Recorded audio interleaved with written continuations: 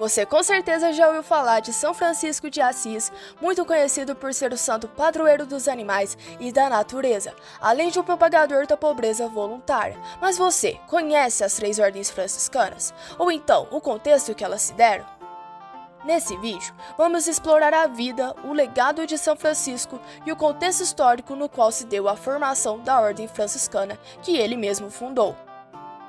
Antes de mais nada, é preciso que a gente enfatize que a pobreza teve extrema importância para a ordem franciscana, já que a prática da caridade para eles era essencial, seria o mesmo de viver como Jesus viveu. Relembraremos que, no contexto europeu ocidental do século XI e XII, durante a transição para o início da Baixa Idade Média, um processo de desestruturalização do feudalismo com a urbanização, o surgimento dos burgos e a sua organização, a pobreza fica cada vez mais evidente nos espaços públicos. Assim, para alguns historiadores, apontam que nesse mesmo período foram realizadas chamadas ordens mendicantes, organizações nas quais as mais conhecidas são os dominicanos e os franciscanos. Domingos e Francisco, ditos como enunciadores de um novo tempo. Para os mendicantes, a igreja deveria ir de encontro aos problemas do mundo e não se enclausurar em montanhas feitos monges.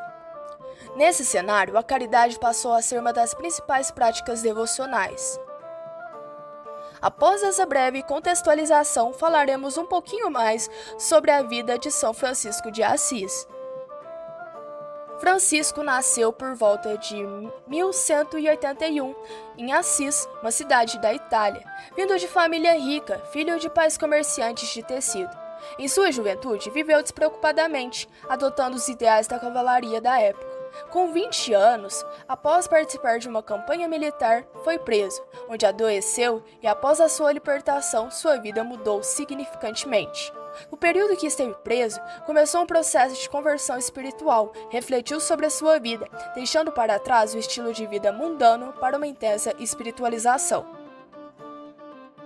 Durante esse período de conversão, São Francisco teve encontros notáveis, como o toque amoroso a um leproso e a visão do crucificado na pequena igreja de São Damião. Francisco viveu como eremita até 1208, quando ocorreu um evento crucial em seu caminho de conversão. Após ouvir uma passagem do Evangelho de São Mateus, São Francisco sentiu o chamado para viver na pobreza e dedicar-se à pregação. Outros o acompanharam também.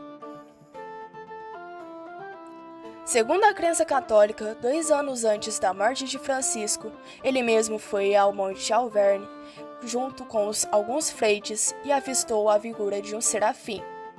Teve no pássaro a imagem do Cristo crucificado. Se entreteu com o animal. Após a partida do mesmo, deixou impresso aos seus pés e mãos as cicatrizes da crucificação, que para os religiosos eram os estigmas sagrados da paixão, e um traço marcante que o assemelhou à imagem de Cristo. Francisco veio a falecer em 1226 na Porciúncula, deitado sobre terra nua. 2 anos depois, foi canonizado pelo Papa Gregório IV.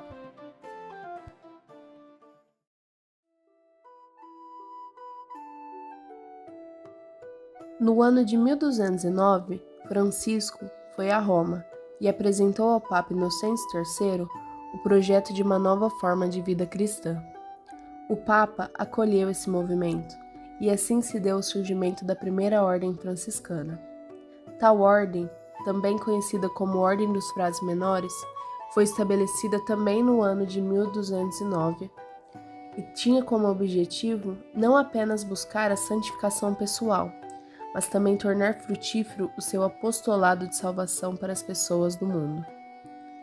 O objetivo de São Francisco era viver uma vida comunitária. Ao seguir a regra da pobreza e renunciando o mundo, os franciscanos exerceram, ao longo da Idade Média, uma influência social profundamente benéfica sobre as classes oprimidas e desfavorecidas da população, sempre estando presente no atendimento aos leprosos e no cuidado frequente às pragas e epidemias, demonstrando mais uma vez sua compaixão aos doentes.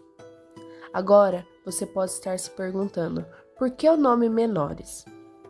Segundo o próprio Francisco, porque a ordem e vida dos frades menores seria um pequeno rebanho que o Filho de Deus teria pedido ao seu Pai Celeste.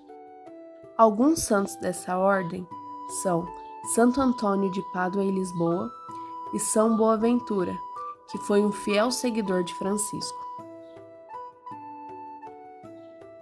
A segunda ordem, também conhecida como Ordem das Clarissas, surgiu quando Santa Clara, que posteriormente se tornaria conselheira de São Francisco, reuniu mulheres que buscavam viver uma vida santa.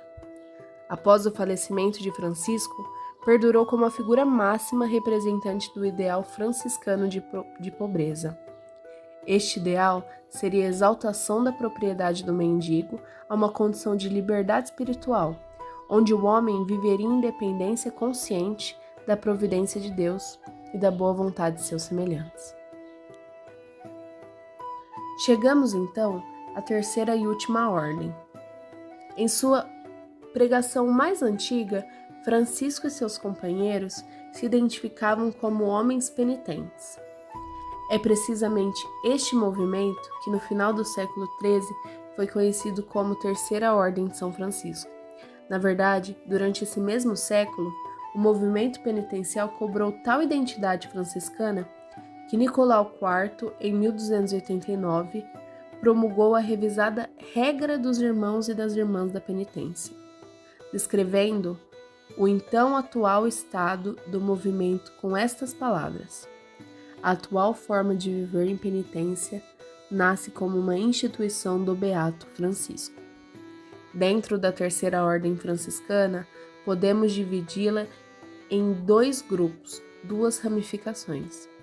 A Terceira Ordem Secular, que em 1978 foi aprovada por Papa Paulo VI e passou a se chamar Ordem Franciscana Secular, e a Terceira Ordem Regular, que significa os frades e monjas, religiosos e religiosos que já existiam no tempo de São Francisco e que foram aprovados por ele. Hoje, estão representados por numerosos institutos, cada um com uma denominação e uma sigla própria.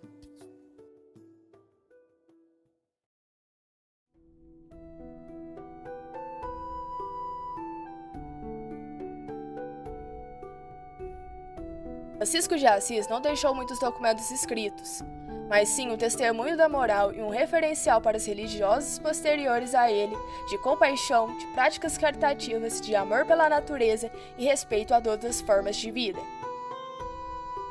Foi isso, eu espero que esse vídeo tenha ajudado a entender um pouco sobre a vida de São Francisco, o legado dele, as ordens que ele mesmo criou e um pouquinho também sobre o contexto histórico da época medieval. Agradeço a todos por assistir e até a próxima!